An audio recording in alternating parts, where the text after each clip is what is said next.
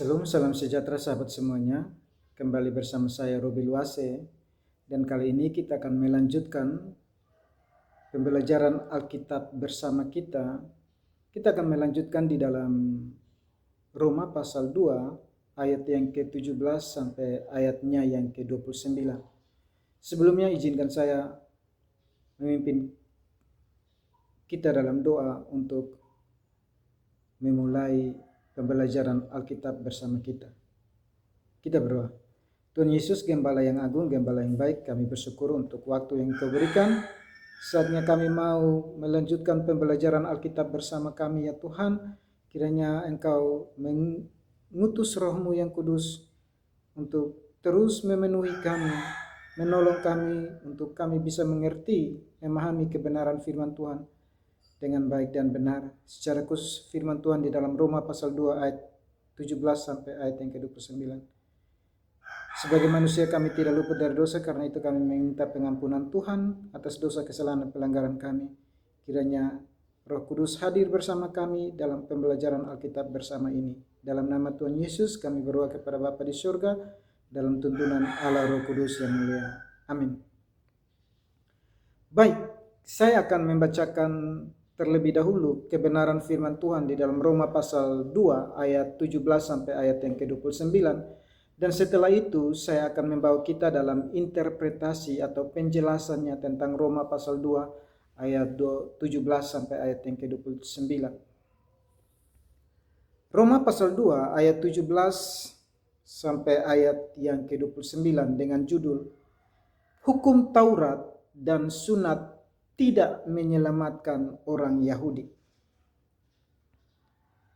Ayat 17 berkata, "Tetapi jika kamu menyebut dirimu orang Yahudi dan bersandar kepada hukum Taurat, bermegah dalam Allah dan tahu akan kehendaknya, dan oleh karena diajar dalam hukum Taurat, dapat tahu mana yang baik dan mana yang tidak, dan yakin bahwa engkau adalah penuntun orang buta dan terang bagi mereka yang di dalam kegelapan, pendidik orang bodoh dan pengajar orang yang belum dewasa. Karena dalam hukum Taurat engkau memiliki kegenapan segala kepandaian dan kebenaran. Jadi bagaimanakah engkau yang mengajar orang lain? Tidakkah engkau mengajar dirimu sendiri? Engkau yang mengajar jangan mencuri, mengapa engkau sendiri mencuri? Engkau yang berkata jangan berzina, mengapa engkau sendiri berzina? Engkau yang jijik akan segala berhala, mengapa engkau sendiri merampok rumah berhala? Engkau bermegah atas hukum Taurat, mengapa engkau sendiri menghina Allah dengan melanggar hukum Taurat itu? Seperti ada tertulis, sebab oleh karena kamulah nama Allah dihujat di antara bangsa-bangsa lain. Sunat memang ada gunanya jika engkau mentaati hukum Taurat. Tetapi jika engkau melanggar hukum Taurat, maka sunatmu tidak ada lagi gunanya. Jadi jika orang yang tak bersunat memperhatikan tuntutan-tuntutan hukum Taurat, tidakkah ia dianggap sama dengan orang yang telah disunat? Jika demikian, maka orang yang tak bersunat tetapi yang melakukan hukum Taurat akan menghakimi kamu yang mempunyai hukum tertulis dan sunat, tetapi yang melanggar hukum Taurat. Sebab yang disebut Yahudi bukanlah orang yang lahiriah Yahudi, dan yang disebut sunat bukanlah sunat yang dilangsungkan secara lahiriah. Tetapi orang Yahudi sejati ialah dia yang tidak nampak keyahudiannya, dan sunat ialah sunat di dalam hati, secara rohani, bukan secara hurufiah. Maka pujian baginya datang bukan dari manusia, melainkan dari Allah." Demikian jauh pembacaan firman Tuhan yang akan kita pelajari bersama-sama. Itu dalam Roma pasal 2 ayat 17 sampai ayat yang ke-29. Dan kita akan masuk dalam interpretasinya, dan saya menggunakan interpretasi daripada Matthew Henry Commentary. Dan di dalam Roma pasal 2 ayat yang ke-17 sampai ayat yang ke-29 ini, Matthew Henry memberikan judul Kesombongan dan Kebobrokan Orang Yahudi. Pada bagian akhir pasal ini, Rasul Paulus mengarahkan pembahasannya lebih dekat kepada orang Yahudi dan menunjukkan dosa-dosa apa yang menjadi kesalahan mereka, dan tak peduli dengan pengakuan diri dan kesombongan mereka orang-orang Yahudi yang sia-sia. Sebelumnya dia sudah mengatakan bahwa bukan pendengar melainkan pelaku hukum Taurat yang dibenarkan. Dan di sini Paulus menerapkan kebenaran besar itu pada orang Yahudi. Kita bisa lihat Roma pasal 2 ayat 13 berkata, karena bukanlah orang yang mendengar hukum Taurat yang benar di hadapan Allah, tetapi orang yang melakukan hukum Tauratlah yang akan dibenarkan. Perhatikanlah poin besar yang pertama. Dia menerima pengakuan-pengakuan iman mereka. Ayat 17 sampai ayat 20. Roma pasal 2 ayat 17 sampai 20 firman Tuhan berkata, tetapi jika kamu menyebut dirimu orang Yahudi dan bersandar kepada hukum Taurat, bermegah dalam Allah dan tahu akan kehendaknya, dan oleh karena diajar dalam hukum Taurat, dapat tahu mana yang baik dan mana yang tidak, dan yakin bahwa engkau adalah penuntun orang buta dan terang bagi mereka yang di dalam kegelapan, pendidik orang bodoh dan pengajar orang yang belum dewasa. Karena dalam hukum Taurat engkau memiliki kegenapan segala kepandaian dan kebenaran. Paulus menerima pengakuan-pengakuan iman mereka dan merinci kesombongan tertentu mereka, orang-orang Yahudi, dan hak istimewa yang mereka bangga-banggakan, supaya mereka bisa melihat bahwa dia menyalahkan mereka bukan karena tidak tahu dalih mereka. Tidak, dia tahu betul perkara mereka orang-orang Yahudi. Satu, mereka adalah bangsa yang istimewa, terpisah dan berbeda dari semua bangsa lainnya, karena mereka memiliki hukum tertulis dan kehadiran Allah yang istimewa di tengah-tengah mereka. Satu, kamu menyebut dirimu orang Yahudi, terutama bukan dalam hal asal-usul, melainkan pengakuan diri. Itu adalah gelar yang sangat terhormat. Keselamatan datang dari bangsa Yahudi dan inilah yang sangat mereka banggakan. Menjadi sebuah bangsa yang istimewa. Tetapi banyak orang yang disebut demikian merupakan orang-orang paling kejam. Bukan hal baru jika perbuatan-perbuatan terburuk diselubungi dengan nama-nama terbaik, dan banyak rumah ibadat iblis mengatakan bahwa mereka adalah orang Yahudi. Wahyu pasal 2 ayat yang ke-9 berkata, Wahyu pasal 2 ayat yang ke-9 berkata, aku tahu kesusahanmu dan kemiskinanmu, namun engkau kaya dan fitnah mereka yang menyebut dirinya orang Yahudi. Tetapi yang sebenarnya tidak demikian. Sebaliknya mereka adalah jemaah iblis. Dan banyak rumah ibadat iblis mengatakan bahwa mereka adalah orang Yahudi. Wahyu pasal 2 ayat 9. Dan keturunan ular beludak pun membual bahwa Abraham adalah bapa mereka. Matius pasal 3 ayat 7 sampai 9. Matius pasal 3 ayat 7 sampai 9 firman Tuhan berkata, tetapi waktu ia melihat banyak orang Farisi dan orang Saduki datang untuk dibaptis, berkatalah ia kepada mereka, hai kamu keturunan ular beludak, siapakah yang mengatakan kepada kamu bahwa kamu dapat melarikan diri dari murka yang akan datang? Jadi hasilkanlah buah yang sesuai dengan pertobatan. Dan janganlah mengira bahwa kamu dapat berkata dalam hatimu, Abraham adalah bapa kami. Karena aku berkata kepadamu, Allah dapat menjadikan anak-anak bagi Abraham dari batu-batu ini. Kedua, dan bersandar kepada hukum Taurat. Artinya, mereka orang-orang Yahudi membanggakan bahwa mereka memiliki hukum Taurat tertulis dalam buku-buku mereka, membacanya di rumah-rumah ibadat mereka.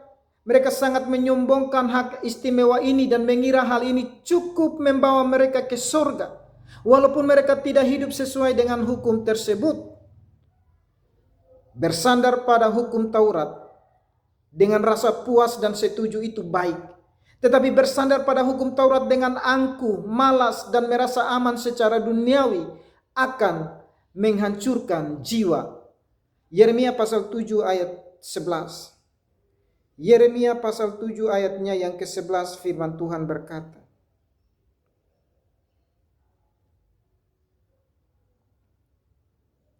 Yeremia pasal 7 ayatnya yang ke-11, sudahkah menjadi sarang penyamun di matamu rumah yang atasnya namaku diserukan ini? Kalau aku sendiri melihatnya, kalau aku sendiri melihat semuanya, demikianlah firman Tuhan. Mereka akan menghancurkan jiwa, baik Tuhan. Yeremia 7 ayat 11. Betel kepercayaan mereka. Yeremia pasal 48 ayat yang ke-13. Firman Tuhan berkata, maka Moab akan menjadi malu oleh karena dewa Kamos, sama seperti kamu Israel menjadi malu oleh karena Betel kepercayaan mereka. Meninggikan dirimu di gunungku yang kudus. Sefanya pasal 3 ayatnya yang ke-11 berkata,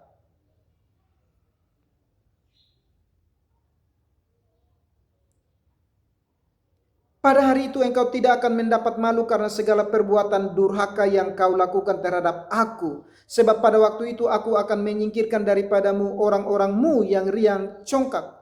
Dan engkau tidak akan lagi meninggikan dirimu di atas gunungku yang kudus. Adalah berbahaya jika bersandar pada hak-hak istimewa lahiriah dan tidak berusaha memanfaatkannya. Ketiga, bermegah dalam Allah. Lihatlah bagaimana hal-hal terbaik bisa diselewengkan dan disalahgunakan.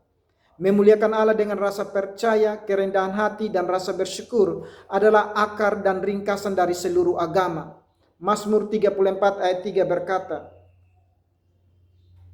Mazmur 34 ayat yang ke-3, firman Tuhan berkata, muliakanlah Tuhan bersama-sama dengan aku. Marilah kita bersama-sama memasyurkan namanya. Selanjutnya Yesaya 45. Yesaya 45 ayat yang ke-15.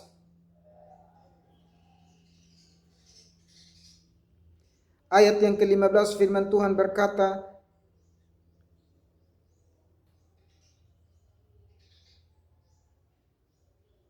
sungguh engkau Allah yang menyembunyikan diri, Allah Israel juru selamat. Kita lanjut 1 Korintus pasal 1 ayat 31. 1 Korintus pasal 1 ayat yang ke-31 firman Tuhan berkata, karena itu seperti ada tertulis, barang siapa yang bermegah, hendaklah ia bermegah di dalam Tuhan. Tetapi bermegah dalam Allah dengan angkuh dan sombong dan mengakui nama Allah secara lahiriah saja adalah akar dan ringkasan dari semua kemunafikan. Kesombongan rohani adalah yang paling berbahaya dari semua jenis kesombongan. Kedua, mereka adalah orang-orang yang berpengetahuan. Roma pasal 2 ayat 18 berkata, Roma pasal 2 ayat yang ke-18,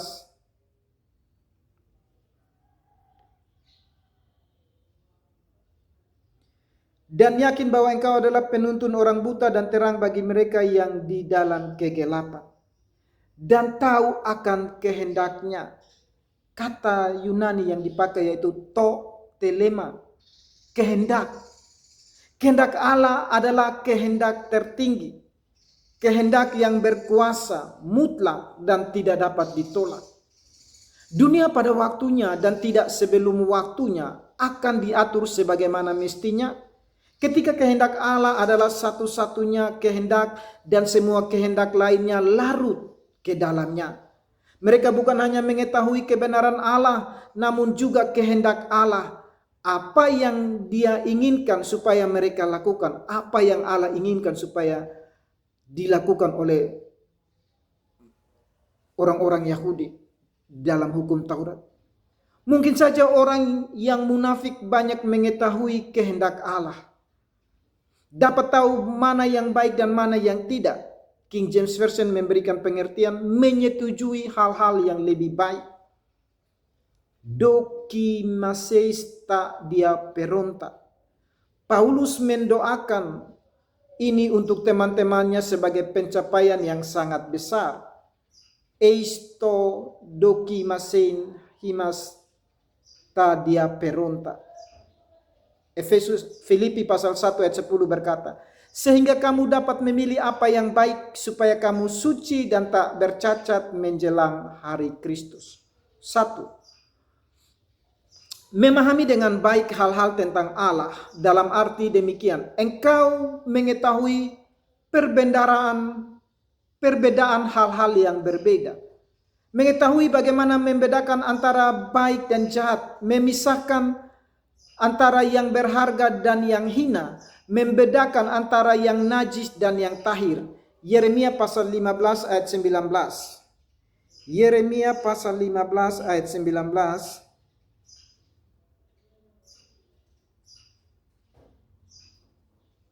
Ayat yang ke-19 berkata,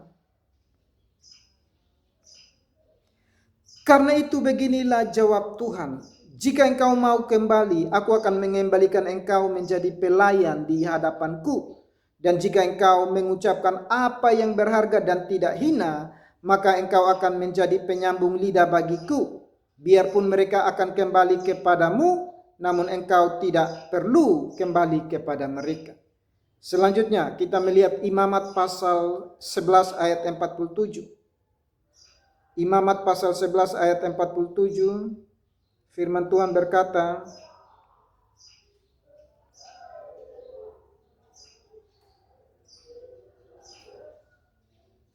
yakni untuk membedakan antara yang najis dan yang tahir, antara binatang yang boleh dimakan dengan binatang yang tidak boleh dimakan. Baik dan jahat terkadang sangat mirip sehingga tidak mudah untuk dibedakan. Namun orang Yahudi karena mereka sudah memiliki batu ujian hukum Taurat, dapat atau setidaknya mengira mereka dapat membedakan, menguraikan hal-hal terkecil dalam perkara-perkara yang meragukan. Seseorang bisa saja pandai menafsirkan kitab suci, namun merupakan orang Kristen yang buruk. Tepat dalam memahami namun sembrono dan ceroboh dalam melaksanakannya. Atau dengan kita dapat memahami pertentangan dengan ta dia peronta. Seseorang mungkin saja ahli dalam pertentangan agama, namun tidak mengenal kuasa kesalehan. Kedua, karena sangat mencintai hal-hal tentang Allah, seperti yang kita baca, menyetujui hal-hal yang lebih baik menurut King James Version. Ada kebaikan dalam agama yang dapat disetujui seorang munafik. Mungkin saja dia setuju dengan penilaian praktis bahwa hukum Taurat itu baik, namun persetujuan itu dikalahkan oleh nafsu kedagingan dan nafsu dalam pikiran.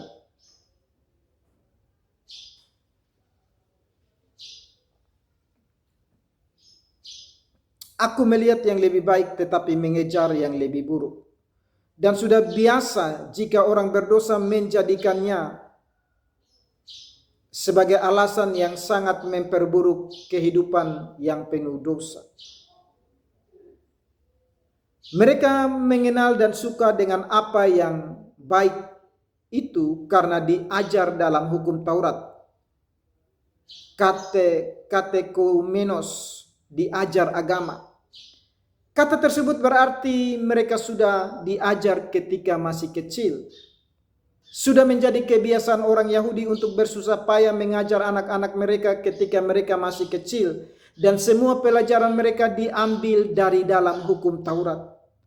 Alangkah baiknya jika orang Kristen sama rajinnya dalam mengajar anak-anak mereka dari dalam Injil.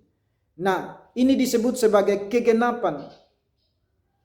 King James Version berkata bentuk pengetahuan dan kebenaran dalam hukum Taurat, yaitu tampak dan penampilan dari segala kepandaian.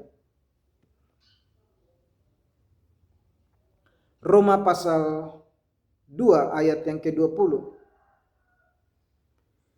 Roma pasal 2 ayat yang ke-20 firman Tuhan berkata, pendidik orang bodoh dan pengajar orang yang belum dewasa, karena dalam hukum Taurat engkau memiliki kegenapan segala kepandaian dan kebenaran.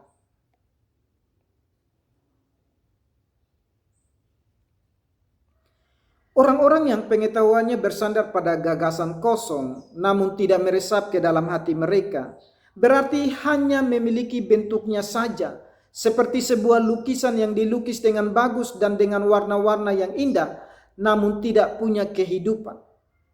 Pengetahuan lahiriah hanya menghasilkan kesalehan lahiriah. 2 Timotius pasal 3 ayat 5 berkata, secara lahiriah mereka menjalankan ibadah mereka, tetapi pada hakikatnya mereka memungkiri kekuatannya. Jauhilah mereka itu. Pengetahuan lahiriah dapat menipu manusia, namun tidak dapat memperdayai mata Allah yang menembus dan memeriksa hati. Wujud lahiriah dapat menjadi sarana saluran kuasa, namun orang yang hanya memperhatikan itu saja sama dengan gong yang berkumandang dan canang yang gemerincing. Ketiga, mereka adalah orang-orang yang mengajar, atau setidaknya demikianlah menurut pendapat mereka, dan yakin bahwa engkau adalah penuntun orang buta. Roma pasal 19, pasal 2 ayat 19 dan 20 berkata, dan yakin bahwa engkau adalah penuntun orang buta dan terang bagi mereka yang di dalam kegelapan, pendidik orang bodoh dan pengajar orang yang belum dewasa. Karena dalam hukum Taurat engkau memiliki kegenapan segala kepandaian dan kebenaran. Hal ini dapat diterapkan, satu, pada orang Yahudi secara umum. Mereka menganggap diri mereka penuntun bagi bangsa-bangsa lain yang buta dan malang, yang ada dalam kegelapan. Dan mereka sangat bangga akan hal ini, bahwa siapapun yang ingin memiliki pengetahuan tentang Allah harus berutang budi pada mereka orang Yahudi untuk hal itu. Semua bangsa-bangsa lain harus datang bersekolah kepada mereka untuk belajar apa yang baik dan apa yang dituntut oleh Tuhan, karena mereka memiliki sabda-sabda yang hidup. Kedua, para rabi-rabi mereka dan para alim ulama dan pemimpin-pemimpin di antara mereka, terutama yang menghakimi orang lain. Kita bisa baca dalam Roma pasal 2 ayat yang ke-1. Roma pasal 2 ayat yang ke-1 berkata, karena itu hai manusia, siapapun juga engkau yang menghakimi orang lain, engkau sendiri tidak bebas dari salah, sebab dalam menghakimi orang lain, engkau menghakimi dirimu sendiri, karena engkau yang menghakimi orang lain melakukan hal-hal yang sama. Kebanggaan pada diri sendiri yang besar ini mereka dapatkan dari kursi Musa dan rasa hormat yang diberikan orang banyak atas perintah mereka.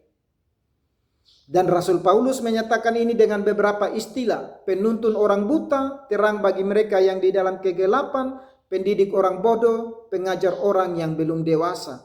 Yang lebih menyatakan pendapat sombong mereka tentang diri sendiri dan penghinaan mereka terhadap orang lain. Ini adalah senar harpa yang sangat suka mereka petik, menimbun sebutan kehormatan bagi diri mereka sendiri. Pekerjaan terbaik yang disombongkan tidak diterima oleh Allah. Memang baik jika mendidik orang bodoh dan mengajar orang yang belum dewasa, namun mengingat ketidaktahuan, kebodohan dan ketidakmampuan kita sendiri untuk berhasil mengajar tanpa Allah, tidak ada yang dapat dibanggakan dari pekerjaan itu. Poin besar yang kedua, Rasul Paulus semakin menambah murka orang-orang Yahudi dengan dua hal itu. Roma pasal 2 ayat 21 sampai 24 berkata, jadi bagaimanakah engkau yang mengajar orang lain? Tidakkah engkau mengajar dirimu sendiri? Engkau yang mengajar jangan mencuri, mengapa engkau sendiri mencuri? Engkau yang berkata jangan bersinah, mengapa engkau sendiri bersinah? Engkau yang jijik akan segala berhala, mengapa engkau sendiri merampok rumah berhala? Engkau bermegah atas hukum Taurat, mengapa engkau sendiri menghina Allah dengan melanggar hukum Taurat itu? Seperti ada tertulis, sebab oleh karena kamulah nama Allah dihujat di antara bangsa-bangsa lain. Satu, bahwa mereka orang-orang Yahudi berdosa melawan pengetahuan dan pengakuan diri mereka. Mereka melakukan sendiri apa yang mereka ajarkan kepada orang lain untuk menghindarinya. Bagaimanakah engkau yang mengajar orang lain, tidakkah engkau mengajar dirimu sendiri? Mengajar kebaikan harus dimulai dari diri sendiri dan tidak boleh hanya berhenti di situ saja. Kemunafikan orang Farisi adalah bahwa mereka tidak melakukan seperti yang mereka ajarkan. Matius pasal 23 ayat 3. Matius pasal 23 ayat yang ketiga, firman Tuhan berkata, sebab itu turutilah dan lakukanlah segala sesuatu yang mereka ajarkan kepadamu, tetapi janganlah kamu turuti perbuatan-perbuatan mereka, karena mereka mengajarkannya tetapi tidak melakukannya. Justru merobohkan dengan cara hidup mereka apa yang mereka bangun dengan pengajaran mereka. Karena siapa yang mau percaya kepada orang-orang yang tidak mempercayai diri mereka sendiri, teladan akan lebih menguasai daripada peraturan.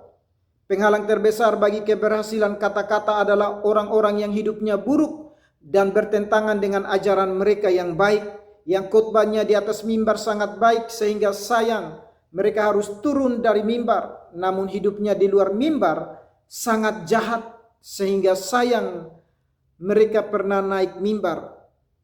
Paulus menyebutkan 3 dosa khusus yang sangat banyak terdapat di antara orang Yahudi. 1. Mencuri. Ini dituduhkan kepada beberapa orang yang mengumumkan ketetapan Allah.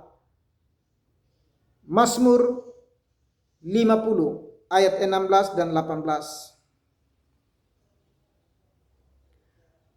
Mazmur 50 ayat 16 dan 18. Ayat 16 berkata, tetapi kepada orang fasik Allah berfirman, apakah urusanmu menyelidiki ketetapanku dan menyebut-nyebut perjanjianku dengan mulutmu? Ayat 18, jika engkau melihat pencuri maka engkau berkawan dengan dia dan bergaul dengan orang bersinah. Orang Farisi dituduh menelan rumah janda-janda, dan itu adalah perampokan yang terburuk. Matius pasal 23 ayat 14 berkata, Matius pasal 23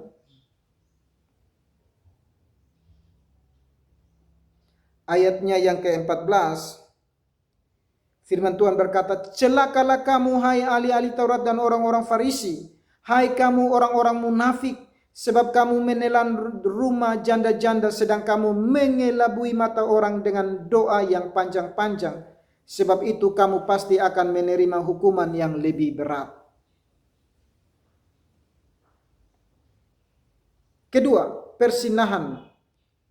Roma pasal 2 ayat yang kedua. Roma pasal 2 ayat yang ke-22.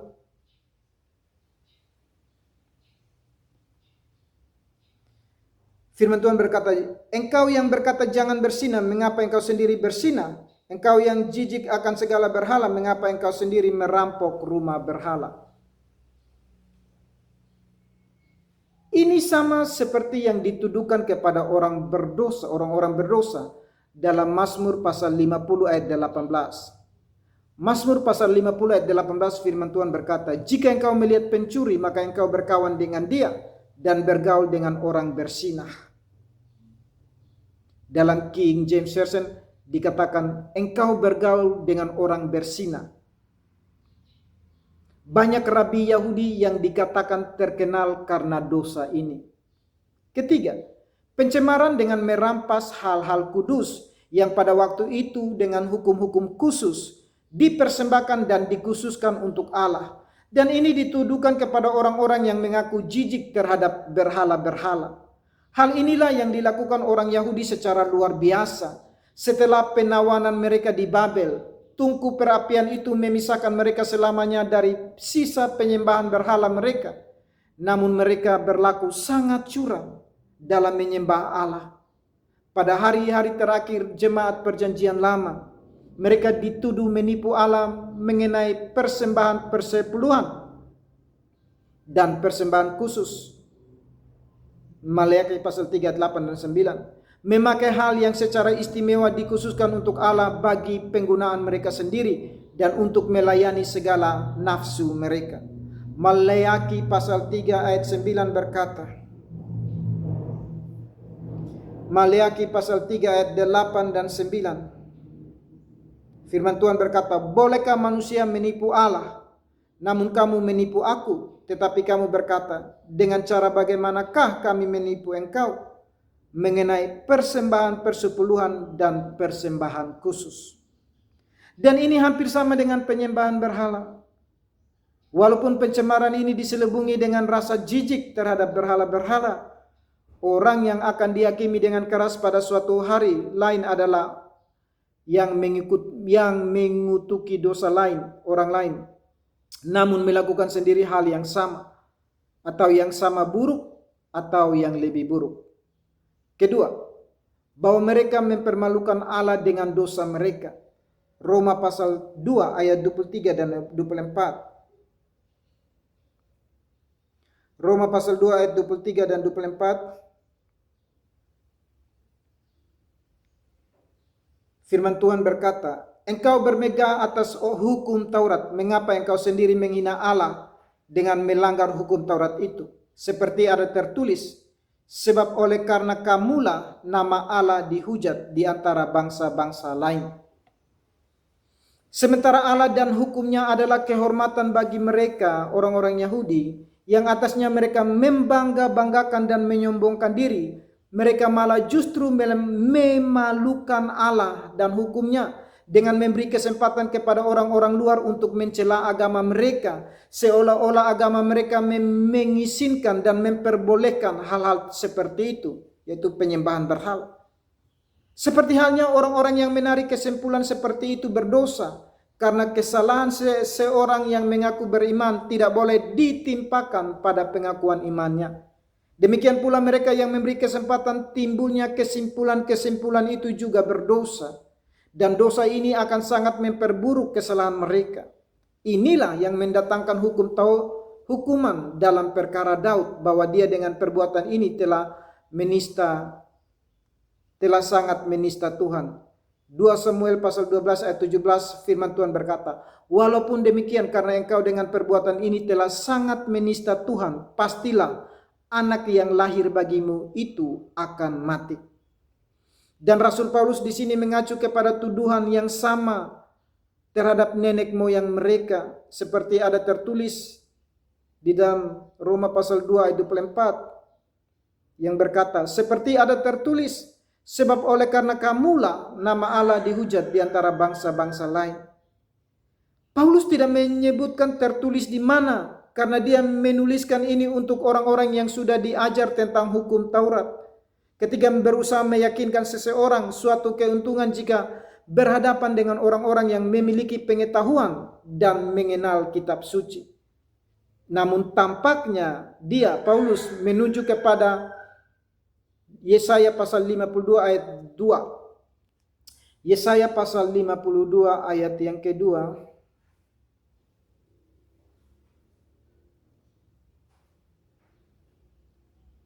Ayat yang kedua berkata, kebaskanlah debu daripadamu, bangunlah hai Yerusalem yang tertawan, tanggalkanlah ikatan-ikatan dari lehermu, hai putri Sion yang tertawan. Selanjutnya, Yehezkiel pasal 36. Yehezkiel pasal 36 ayat yang ke-22 dan 23.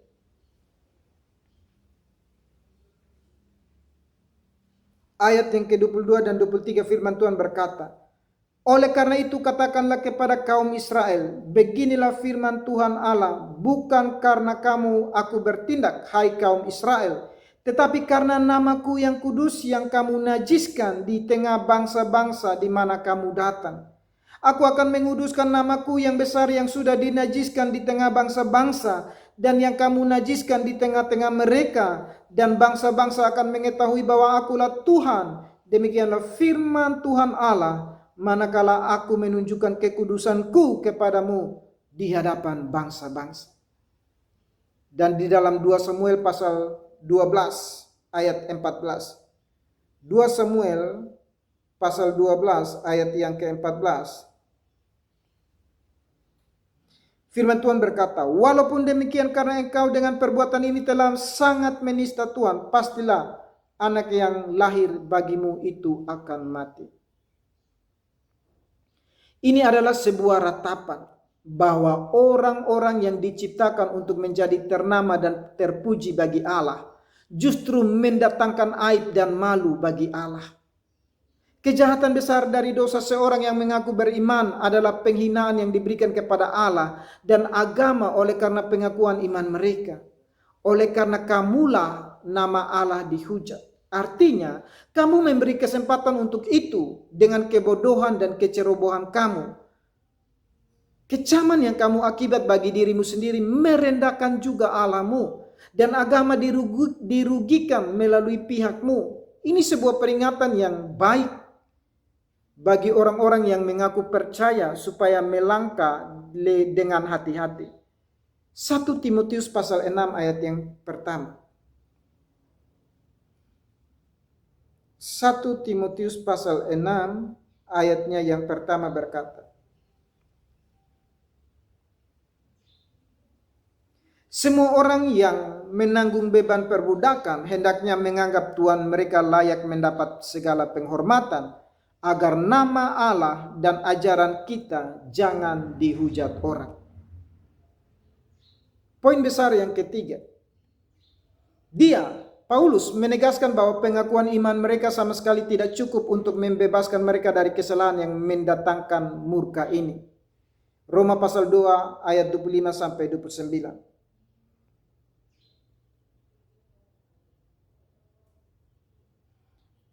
Pasal 2 ayat 25 sampai 29 berkata, sunat memang ada gunanya jika engkau mentaati hukum Taurat. Tetapi jika engkau melanggar hukum Taurat, maka sunatmu tidak ada lagi gunanya.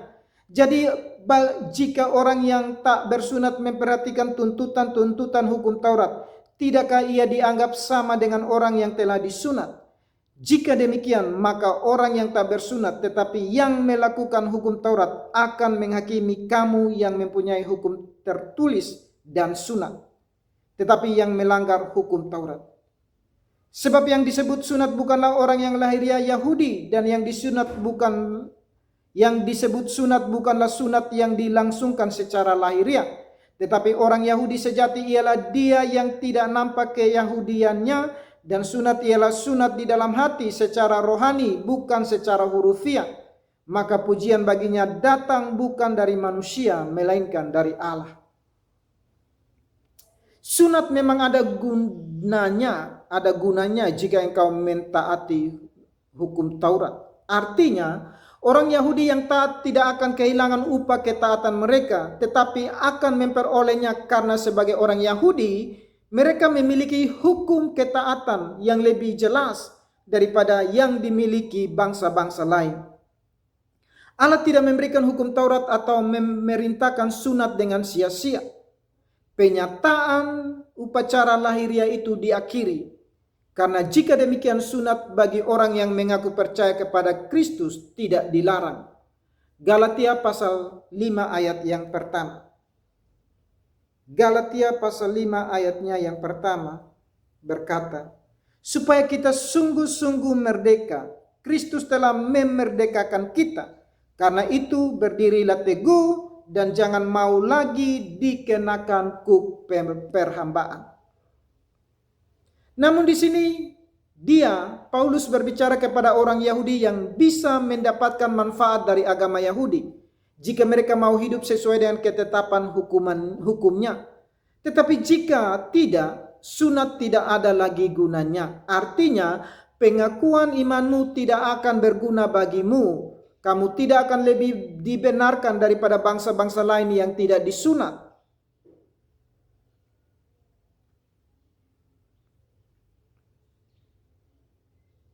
Melainkan justru lebih disalahkan karena berdosa terhadap terang yang lebih besar. Orang yang tidak disunat dalam kitab suci dianggap sebagai orang najis. Yesaya pasal 52 ayat yang pertama.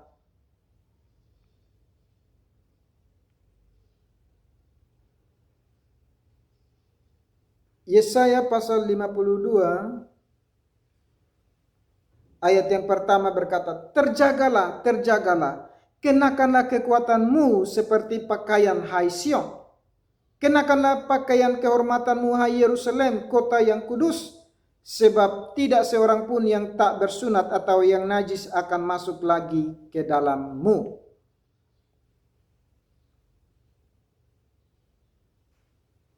Tidak mendapat bagian dalam ketentuan-ketentuan.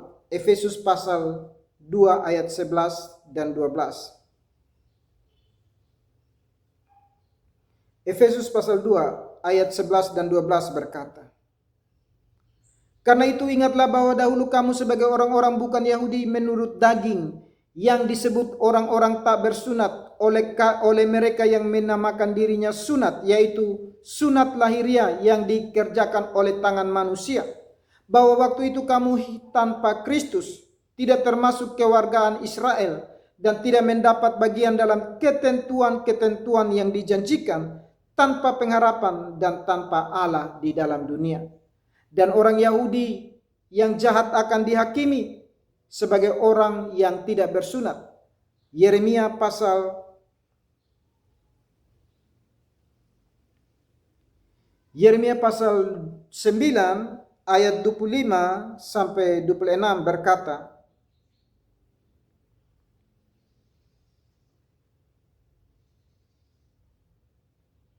lihat, waktunya akan datang, demikianlah firman Tuhan, bahwa aku akan menghukum orang-orang yang telah bersunat kulit katanya. Lebih jauh untuk menggambarkan hal ini, 1. Paulus menunjukkan bahwa bangsa-bangsa lain yang tidak disunat, jika mereka hidup sesuai terang yang mereka miliki, berdiri sederajat dengan orang Yahudi, jika mereka memperhatikan tuntutan-tuntutan hukum Taurat.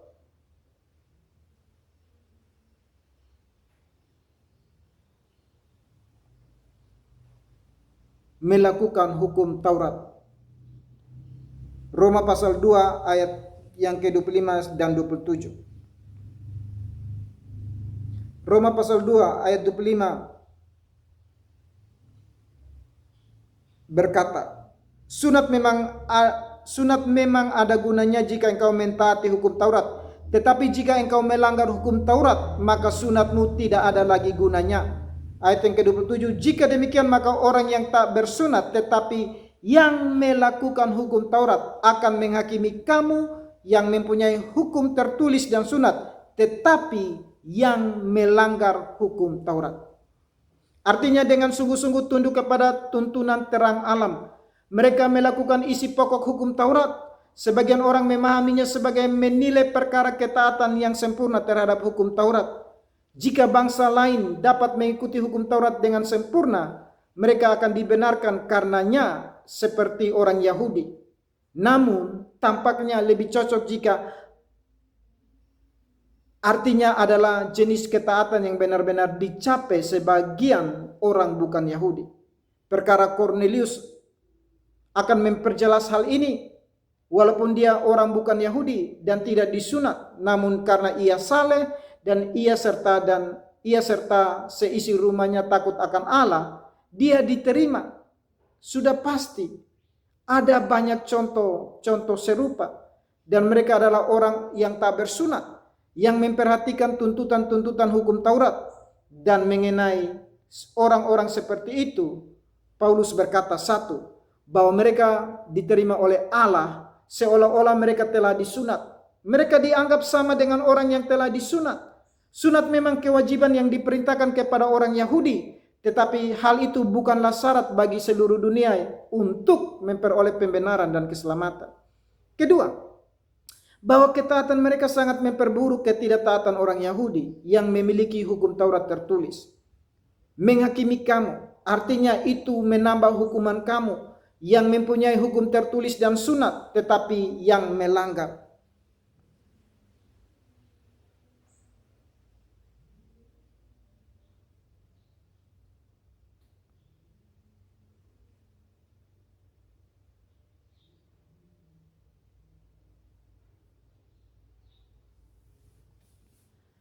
Perhatikanlah, bagi orang duniawi yang mengaku percaya, hukum hanyalah tulisan. Mereka membacanya sebagai tulisan belaka dan tidak diatur olehnya sebagai hukum, sebuah hukum. Mereka benar-benar telah melanggar hukum itu, bukan hanya tulisan dan sunat saja, tetapi juga olehnya. Artinya mereka mengeraskan hati dalam dosa. Hak-hak istimewa lahiriah, jika tidak bermanfaat bagi kita, akan merugikan kita. Ketaatan orang-orang yang menikmati lebih sedikit sarana dan membuat lebih sedikit pengakuan iman akan menambah hukuman orang-orang yang menikmati lebih banyak sarana dan membuat lebih banyak pengakuan iman namun tidak hidup sesuai dengan itu. Kedua, Paulus menjelaskan sunat yang sesungguhnya. Roma pasal 2 ayat 28 dan 29 berkata, sebab yang disebut Yahudi bukanlah orang yang lahiriah Yahudi, dan yang disebut sunat bukanlah sunat yang dilangsungkan secara lahiriah, tetapi orang Yahudi sejati ialah dia yang tidak nampak keyahudiannya, dan sunat ialah sunat di dalam hati secara rohani, bukan secara hurufiah. Maka pujian baginya datang bukan dari manusia, melainkan dari Allah. 1. Sunat yang sesungguhnya bukanlah sunat yang dilangsungkan secara lahiriah dan bukan secara hurufiah. Ini bukan berarti kita harus menghentikan ketaatan terhadap penetapan-penetapan lahiriah yang baik jika dilakukan pada tempatnya, melainkan supaya kita tidak lagi mempercayai dan mengandalkan penetapan-penetapan itu sebagai hal yang cukup untuk membawa kita ke surga, dan tidak menerima begitu saja apa yang disebut hidup tanpa benar-benar hidup. Orang seperti itu bukan yang disebut Yahudi dan tidak akan diterima Allah sebagai keturunan Abraham yang percaya atau diakui sesudah memenuhi maksud hukum Taurat. Menjadi anak-anak Abraham berarti mengerjakan pekerjaan-pekerjaan Abraham. Yohanes pasal 8 ayat 39 dan 40. Yohanes pasal 8 ayat 39 dan 40.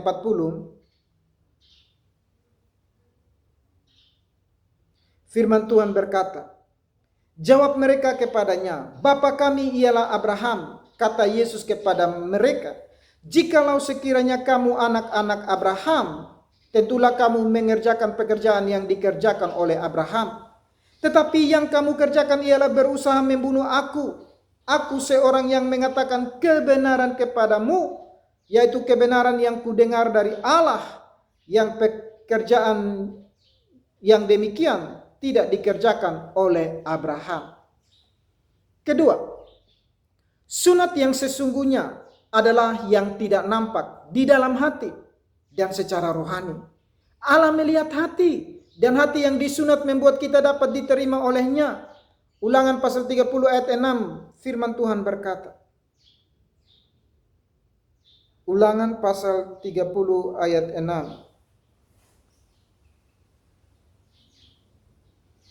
Firman Tuhan berkata, dan Tuhan Allahmu akan menyunat hatimu dan hati keturunanmu, sehingga engkau mengasihi Tuhan Allahmu dengan segenap hatimu dan dengan segenap jiwamu, supaya engkau hidup. Ini bukan sunat yang dilakukan oleh manusia. Kolose pasal 2 ayat 11. Kolose pasal 2 ayat 11. Ayat yang ke-11 firman Tuhan berkata, Dalam Dia kamu telah disunat, bukan dengan sunat yang dilakukan oleh manusia, tetapi dengan sunat Kristus yang terdiri dari penanggalan akan tubuh yang berdosa. Penanggalan akan tubuh yang berdosa berarti dilakukan secara rohani, dan roh kita sebagai pelaku, dan dikerjakan oleh Roh Allah sebagai penciptanya. Ketiga, pujian baginya datang bukan dari manusia yang menghakimi menurut penampilan lahiriah, melainkan dari Allah. Artinya, Allah sendiri akan mengakui dan menerima dan memahkotai ketulusan ini, karena bukan yang dilihat manusia yang dilihat Allah. Kepura-puraan yang menarik hati dan pengakuan iman yang tampak meyakinkan bisa memperdayai manusia. Tetapi Allah tidak bisa diperdayai seperti itu. Allah bisa melihat menembus penampilan untuk melihat yang sesungguhnya. Ini sama seperti kekristenan sejati. Orang Kristen sejati bukanlah orang Kristen secara lahiriah, atau yang dibaptis secara lahiriah pada tubuhnya, melainkan orang yang Kristen secara batiniah dan dibaptis di dalam hati secara rohani dan bukan secara hurufiah, dan mendapatkan pujian bukan dari manusia melainkan dari Allah. Demikian jauh kebenaran firman Tuhan bagi kita dan penjelasannya bagi kita. Bagaimana kita melihat bahwa orang-orang Yahudi menyombongkan diri, menjadi angkuh karena merasa bahwa mereka memiliki hukum Taurat. Namun mereka, Paulus menjelaskan bahwa mereka walaupun memiliki hukum Taurat, tetapi kalau melanggar hukum Taurat itu, mereka tidak akan mendapat bagian dalam kerajaan surga. Dan juga berbicara mengenai sunat. Sunat bukanlah sunat secara lahiriah, tetapi sunat di dalam hati, yaitu terdiri dari penanggalan akan tubuh yang berdosa. Dan itu dilakukan di dalam roh dan jiwa kita, dan dikerjakan oleh Roh Kudus. Karena itu kita patut bersyukur karena kasih setia Tuhan yang memampukan kita untuk hidup dalam kekudusan sesuai dengan kehendak Allah. Demikian jauh pembelajaran kita kali ini. Tuhan Yesus memberkati kita semua. Kita berdoa. Tuhan Yesus, Gembala yang agung, Gembala yang baik, kami sangat bersyukur untuk kebenaran firman Tuhan di dalam Roma pasal 2 ayat 17-29 ini. Bagaimana Engkau mengingatkan orang-orang Yahudi supaya mereka tidak menjadi sombong karena mereka memiliki hukum Taurat. Dan sebaliknya Engkau mengajarkan kepada bangsa-bangsa bukan Yahudi supaya jangan minder dengan orang Yahudi, tetapi berdiri tegak dengan iman di dalam Injil Yesus Kristus yang mengajarkan bahwa Yesus adalah Tuhan dan Juru Selamat, Mesias yang dijanjikan. Karena itu kami sangat bersyukur, kiranya Roh Kudus menolong kami untuk hidup di dalam kekudusan. Roh Kudus menyunatkan hati, jiwa, dan roh kami agar kudus di hadirat-Mu, menjadi pribadi-pribadi yang taat, hormat kepada Tuhan dalam iman kepada Yesus Kristus. Berkati pembelajaran Alkitab bersama kami ini, berkati setiap sahabat yang mengikuti streaming ini ya Tuhan. Dalam nama Tuhan Yesus kami berdoa, bersyukur kepada Bapa Surgawi dalam tuntunan Allah Roh Kudus yang mulia. Amin. Sampai jumpa dalam pembelajaran Alkitab bersama kita selanjutnya. Tuhan Yesus memberkati kita semua. Shalom.